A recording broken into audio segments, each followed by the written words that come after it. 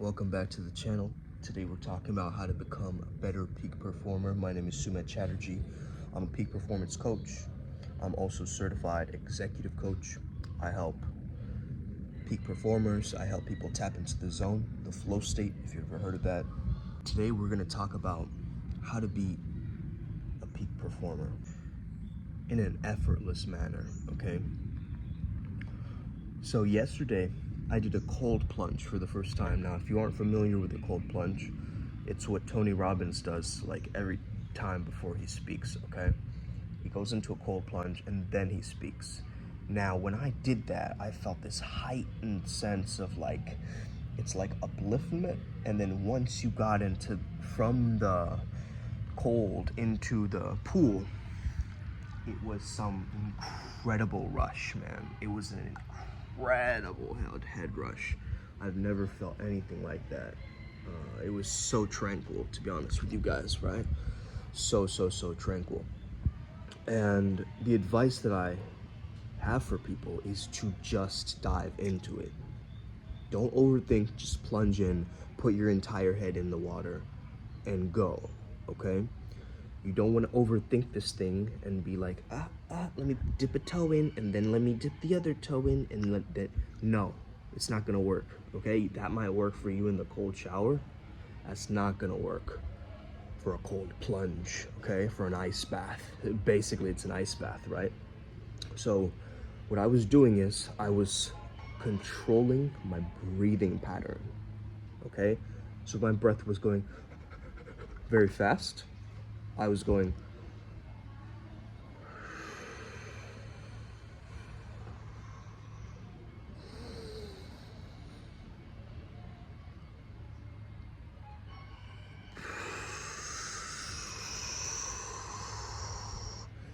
in this way.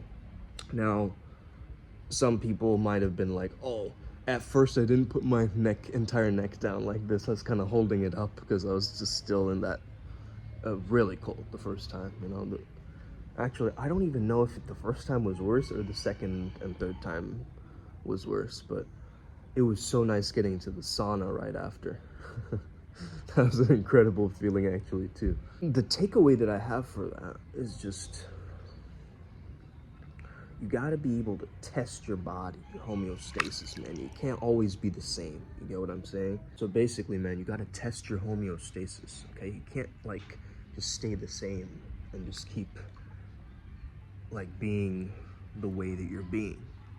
You gotta optimize, man. You gotta do things different, stretch out of your comfort zone. What are you doing being in the comfort zone for so long?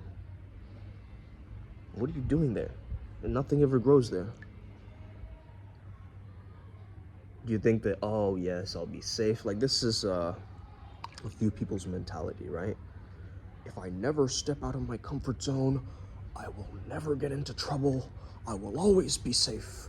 And I will always make sure that I have precaution. Now, having precaution is a different story, my friends. Of course I had precaution. And of course, I went into that thing knowing the consequences, okay? Knowing the consequences. I mean, as you guys know, I also snorkeled yesterday, right? That was also a first. Actually, yesterday was actually one of the most memorable days, man, out of this trip, because it was just next level, you know what I mean? Like, and then we met these two guys who basically told us that Sanur is called snore. So basically it's just like for newlyweds and nearly deads. And so we gotta probably go to like Uluwatu or somewhere else where, you know, where the young bucks hang out. You know what I'm saying? But yeah, man, I think Bali is a really great place. I think you just gotta find your own set of people to be here with. Don't be here by yourself. That would be whack. Like if I came here by myself, nah. Joey's here. I mean, Ryan's arriving today, I believe at 8 o'clock, 8:20, but then it'll probably take a while to get from the airport to here. And we're thinking of going up to Uluwatu today. But what's dope is Joey put all this incense near the doors. So when I got out this morning, I was like, yeah. Okay, I smelled the incense and it was like, it woke me up. It straight woke me up. I was like, I'm ready, man. What you got? Time to smell the gunpowder. I mean, the incense in the morning. Man, the food here is on another level, though. Another level. If you're talking about peak performance, you're talking about peak performance peppers, bro. The Balinese peppers here are hot, H-O-T, like Pia Mia hot, you know what I mean? The other thing that people don't understand about peak performance is the recovery phase, okay? How the self-care is just as important as the activity is. It's gotta be given its own time and space, portal, and pocket. You guys get what I'm saying? It's gotta be like, this, I've done this activity, and then I'm gonna do another activity right after that replenishes that earlier activity. You get what I'm saying? So it's gotta be like a full circle that is created from this, and that's the flow cycle, okay? If you guys have ever heard of the flow cycle, or seen the flow cycle, you know what I'm talking about. For those of you just coming across this video and just seeing this, you know, Indian dude in a pool, what I would tell you is, look up the flow cycle. If you check out a little bit more about this, it's from the breakout principle. Actually, Stephen Kotler's kind of taken that concept from the breakout principle, which is basically by Herbert Benson, and he talks about this idea of having this flow cycle. You go through a struggle phase, a release phase, a flow phase, and then a recovery phase. So once you understand that, you can really optimize your peak performance, because there is that part of letting go into the experience, and that's what I experienced in the cold plunge. The release phase for me was very quick in that activity, so I got to understand like which certain activities take more time, take less time. So the time management is really understanding. It's more like timelessness management, bro. You know what I mean? For flow state especially, it's more so timelessness management. How are you going to manage your timelessness? Okay? And that's a really interesting concept. Maybe you haven't even heard that concept before this video today, but you know, I just said it. So there we go. It's a concept now. Bam. Okay? I love coming up with new words, man. Neologisms, they're called, right? So basically you invent a new word that sounds really cool. Okay? I do this with myself when I get really angry as well. So I'll create like a word and I'll just make that my mantra, right? Like a random, completely made up word.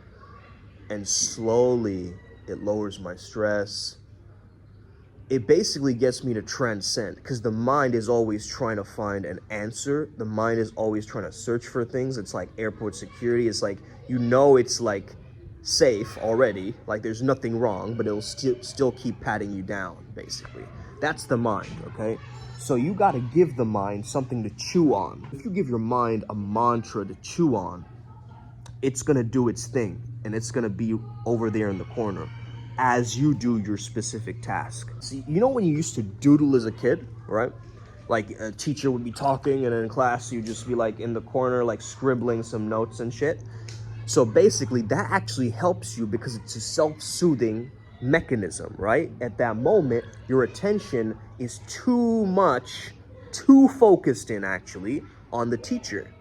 And you need to divert that energy a little bit into the doodling so you can concentrate. This works great with people with, you know, ADHD and things like that too, because when that happens, it's like your whole mind just goes into the entire experience. And there's something called soft gaze in the flow state. So there's soft gaze is basically like you don't use you're not staring at it and burning your eyes. You have a panoramic or a sense of a hakalau type of vision, where you're taking in the entire environment, okay?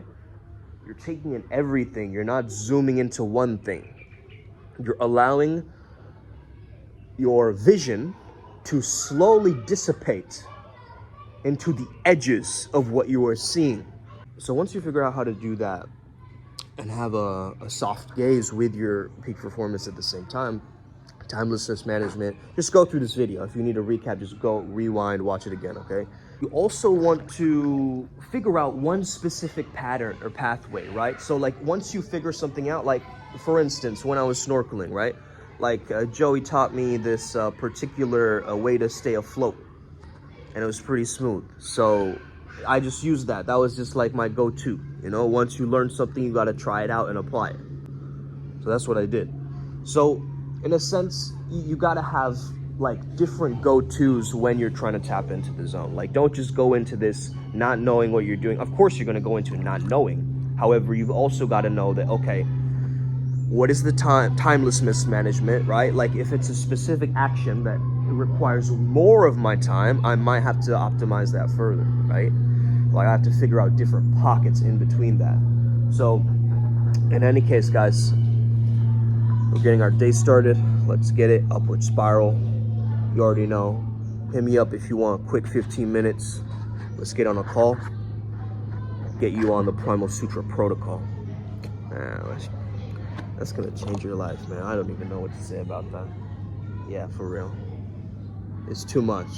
When I speak about it, it's just, yeah.